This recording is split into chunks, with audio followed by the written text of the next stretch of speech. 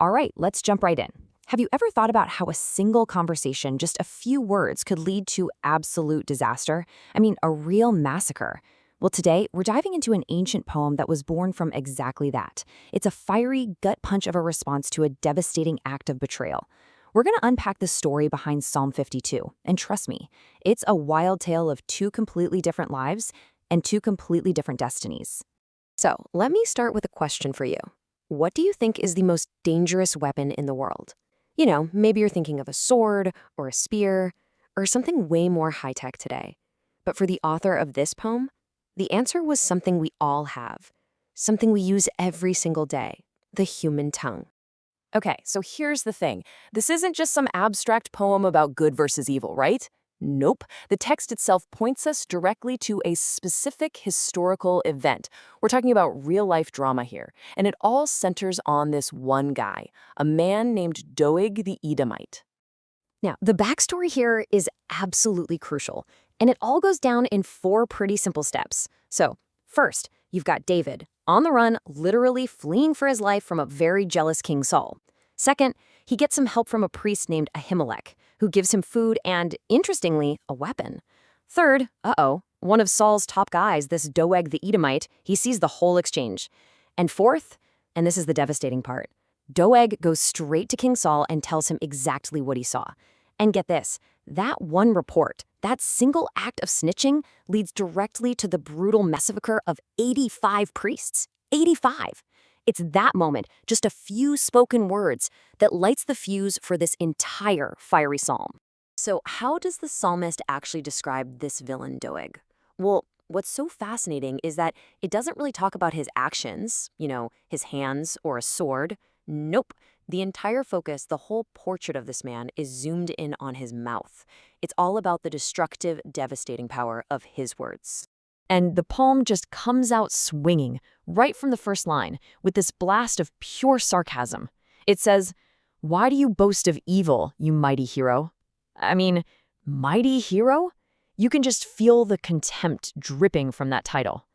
For this guy, being a hero is all about causing destruction, and his might is just his ability to do evil. It's a total 180-degree flip of what a real hero is supposed to be. And then you get this incredible imagery. It says his tongue plots destruction and that it's like a sharpened razor. Wow, just think about that for a second. The tongue isn't just accidentally telling a lie. It is actively, deliberately plotting how to destroy people. And that metaphor, a sharpened razor. I mean, that's so powerful, isn't it? This isn't some clumsy, dull club. No, this is a weapon that is precise, it's calculated, and it's designed to slice deep and do fatal damage, all with this kind of quiet, deadly efficiency. And this really gets to the heart of the problem, the core diagnosis of this character. See, this isn't about a one-time slip-up or a single fib. The psalm lays out this whole list of charges that point to a deep, fundamental character flaw. This guy doesn't just practice deceit, he loves evil more than good. He doesn't just say untrue things, he loves falsehood more than truth. He actually loves every harmful word. It's a stunning portrait of someone whose entire nature, their whole being, is just bent towards deceit and destruction. Okay, so after just completely dissecting this man's character, the psalm makes a huge pivot. It's like it moves from diagnosis to prognosis, from what's wrong with him to what's going to happen to him. It delivers this incredibly dramatic prophecy, basically spelling out the inevitable, unavoidable consequences for anyone who builds their life on such a toxic foundation. And this is where we really see the core logic of the whole poem. It draws a perfectly straight line from what this guy trusted in to his ultimate downfall. See, his foundation, his security, it wasn't God. Instead, he trusted in his great wealth and in the strength he got from destroying other people. And because that foundation is totally rotten, the result is inevitable: everlasting ruin. And just listen to the raw physical language here. It says God will snatch you up, pluck you from your tent, and uproot you from the land of the living. Snatch, pluck, uproot. Wow. I mean, this is not a gentle fading away. This is violent. It's sudden. It's a complete and total removal. The idea is that he'll be ripped from his home, from his security, and literally uprooted from life itself. In a way, the punishment perfectly mirrors his own destructive actions. But right when we're at this absolute low point, this absolute vision of total destruction, the poem does something breathtaking. It makes a complete U-turn. It shifts away from this man who's being uprooted and introduces a totally different, powerful image of what true security looks like. And it all hangs on one single word: but. That's it. That's the hinge on which the entire poem swings. Everything we just heard was about one way of life, and everything that comes next, it's going to be the complete opposite. And here it is, the contrast in all its glory. Right after describing that man being snatched, plucked, and uprooted, the author says, "But I am like an olive tree flourishing in the house of God." What an incredible image. It's this picture of vibrant life and deep-rooted stability standing in direct opposition to violent, total ruin. Now, to really get this, we have to understand why he chose an olive tree. This wasn't just some random plant. In the ancient world, the olive tree was a huge symbol of longevity, of stability, of fruitfulness, and peace. I mean, these trees can live for thousands of years.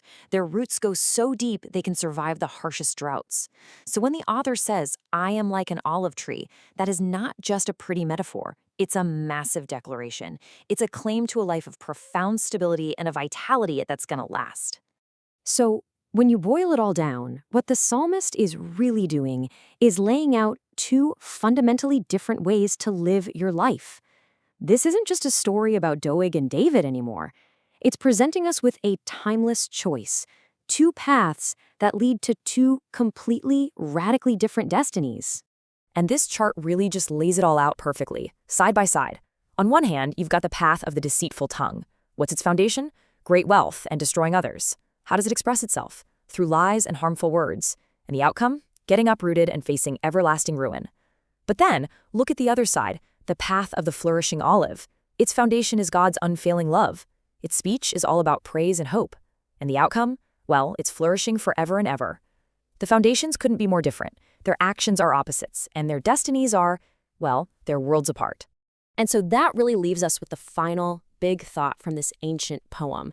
After laying out these two paths so clearly, one path of temporary power that's built on ruining others, and another path of lasting life that's built on trust, it kind of forces us to turn the spotlight on our own lives. In a world where words can be turned into weapons in a split second, this question isn't just for some guys who lived thousands of years ago. It's for you. It's for me. It's for all of us. What do you want your life to be rooted in?